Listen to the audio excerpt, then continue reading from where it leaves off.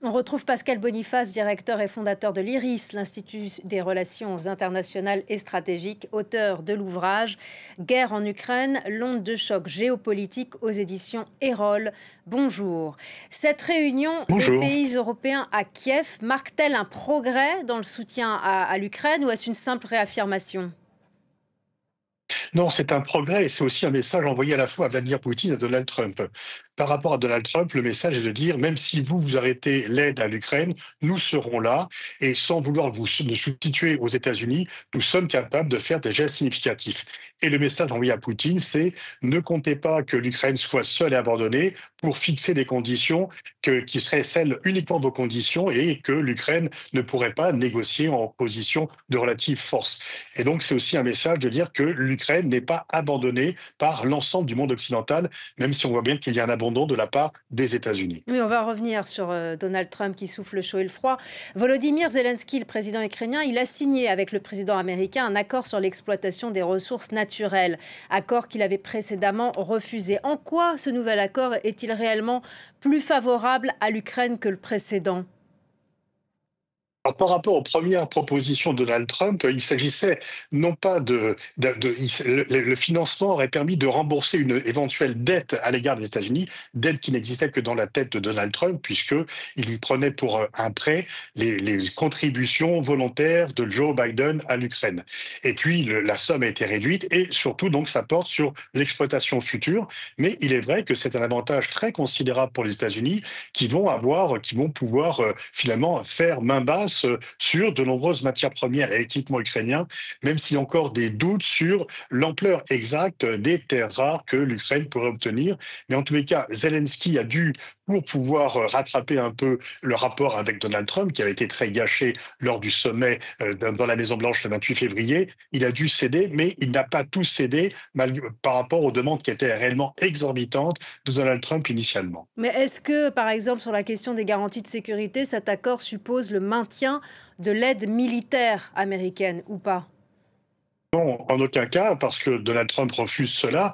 Il dit simplement, et c'est très évasif, que s'il y avait des compagnies américaines présentes sur le sol ukrainien, forcément les États-Unis seraient concernés et cela pourrait impressionner les Russes qui n'attaqueraient pas une nouvelle fois l'Ukraine. Mais il n'y a aucune garantie. On sait très bien que même, par exemple, pour l'instant, et c'est là des points difficiles, c'est que les États-Unis refusent de garantir la présence de troupes européennes.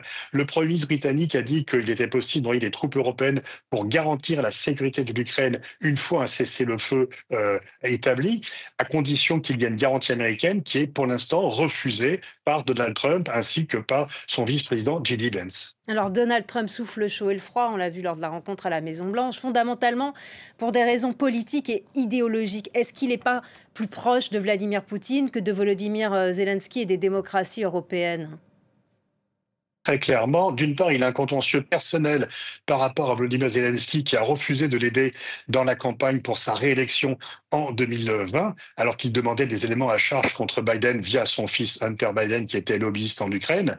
Et puis, il pense que la Russie est un pays plus important, plus prometteur que l'Ukraine. Et puis, effectivement, il y a aussi un projet anti-Union européenne de la part non seulement de Donald Trump, mais de tout son entourage, d'Elon Musk à J.D. Vance, parce qu'il pense que l'Europe, d'une part, régule notamment les multinationales du numérique, et c'est quelque chose auquel ils sont opposés, et que par ailleurs, l'Europe est l'empire du wokisme, et donc il préfère Poutine, qui n'est pas wokiste du tout, ou l'extrême droite européenne en accord idéologique. Donc il y a à la fois un volet stratégique, un volet personnel et un volet Mais idéologique. du coup, pour lui, c'est quand même l'échec de sa tentative d'obtenir la paix avec Vladimir Poutine. Ben oui, il avait dit qu'il ferait la paix en 24 heures et même en 100 jours, il ne l'a pas fait.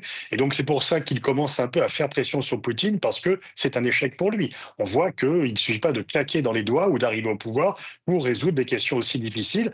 Alors, il a menacé à la fois de se désengager complètement de l'Europe si une paix ne survenait pas, ça c'est pression sur l'Ukraine, et de prendre des nouvelles sanctions contre la Russie si la Russie n'accédait pas à un cessez-le-feu. Ça, ce sont des pressions sur la Russie qu'il avait refusé de faire pour l'instant, parce que jusqu'ici, il avait accepté toutes les conditions russes. Donc il faudra voir si Poutine se dit que lui aussi a besoin de cette trêve, ne serait-ce que de 100 jours, parce que la Russie, si elle n'est pas à genoux, est quand même en difficulté et quand même, elle aussi, fatiguée par la guerre et son économie n'est pas aussi florissante que Poutine veut bien le dire. Et quel pourrait être ce type de sanctions supplémentaires et est-ce que ça peut vraiment inquiéter Vladimir Poutine? Bah, Poutine peut se dire qu'il peut peut-être empocher son bénéfice et si les Américains levaient les sanctions sur la Russie, ça serait un triomphe pour lui. Il garderait une partie du territoire ukrainien. L'enjeu pour Poutine, c'est de garantir que l'Ukraine n'appartienne jamais à l'OTAN et surtout de lever les sanctions. Et peut-être qu'on sera dans une situation où les États-Unis lèveraient les sanctions et pas les pays européens. Et donc, il y aura de nouveau un fossé entre les pays européens et les États-Unis. Et puis derrière cette offensive de Donald Trump, il y avait aussi la volonté de dissocier la Russie de la Chine. Là aussi, c'est un échec. C'est un échec. Les liens personnels entre Poutine et Xi, qui se connaissent depuis 2003, avant même que Xi arrive au pouvoir et qui a toujours été très bien traité par Poutine, même qui ont été en difficulté, sont très forts. Et Poutine n'est pas naïf au point d'abandonner une relation aussi forte et aussi durable pour une relation avec les États-Unis qui sait forcément évasive, qui serait critiquée par le Congrès, par la presse et qui peut changer à chaque élection. Donc le partenariat de fait entre la Russie et la Chine est très durable, il est très fort et on va voir s'il y aura, suite à cette visite, nouvelle visite de Xi en Chine, des avancées sur une fourniture supplémentaire de gaz russe à la Chine. Hier, par ailleurs, la chef de la diplomatie européenne, Kaja Kallas, a déclaré qu'un tribunal spécial en coopération avec la CPI, la Cour pénale internationale, allait être créé pour enquêter sur les crimes de la Russie. Est-ce que cette proposition, elle n'est pas difficilement compatible avec l'objectif déclaré de s'asseoir autour de la même table pour négocier la paix? Ah, oui, effectivement, surtout qu'il y a déjà une enfin, il y a un mandat d'arrêt qui a déjà été mis par la Cour pénale internationale à l'égard de Vladimir Poutine. Et en plus, justement, la Cour pénale internationale a été créée pour éviter la multiplication des tribunaux spéciaux qui s'étaient développés après la fin de la guerre froide. Et puis, les pays européens aussi sont quand même un petit peu ambigus parce que, à la fois, ils veulent créer ce nouveau tribunal et en même temps, ils n'aident pas la Cour pénale internationale sur d'autres dossiers, sur le mandat d'arrêt émis contre Yoav Galan et Benjamin Netanyahou. Donc il y a un peu une contradiction de vouloir axer la justice tout en se retirant ou en prenant des réserves par rapport à la CPI et en créant un tribunal spécial alors que la CPI était censée pouvoir effacer les tribunaux spéciaux comme tribunal universel. Et puis concrètement sur le terrain, sur le plan militaire, où est-ce qu'on en est de l'offensive russe? Et est-ce que l'Ukraine a les moyens de tenir dans la durée avec les limites de l'aide européenne, même si on voit qu'elle se renforce?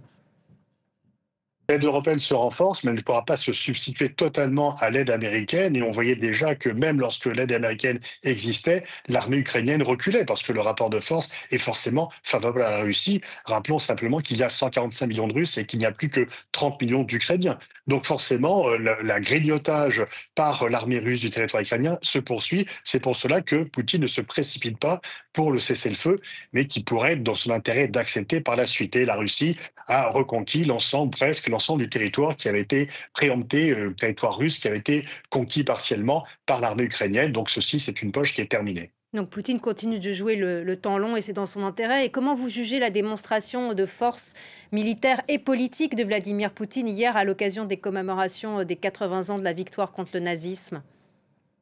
Alors militaire, bon, c'est connu. Ce qui était plutôt dans son avantage, c'est l'affichage qui n'est pas isolé, et notamment la présence de Lula, la présence aussi du Premier ministre slovaque, la présence du président slovaque et du président serbe était une jolie gain pour lui. Et puis c'était une façon d'afficher l'amitié solide comme le roc entre la Chine et la Russie.